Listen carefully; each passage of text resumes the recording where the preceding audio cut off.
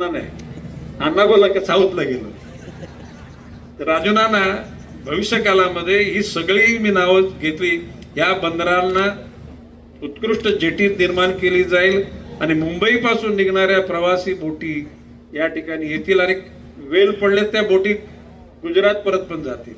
जर bullet train इथे येते तर म्हणजे आमच्या लोकांना तिकडे पण जाऊन बघू द्या ना. काय तिकडे गुजरातच्या लोकांनी इथे यावं असं काही सिद्धांत नाहीये. मराठी लोकांनी सुद्धा तिथे गेला पाहिजे, व्यापार उदीम केला पाहिजे आणि मराठी माणूस सुद्धा काही कमी नाही.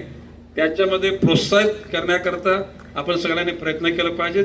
आज जिल्हा परिषदच्या सर्व वरिष्ठ अधिकारी, कर्मचारी आणि कोकण भूमी प्रतिष्ठानच्या या सर्वांचं मी कौतुक करतो. भविष्य काळामध्ये कसली अडचण येणार नाही.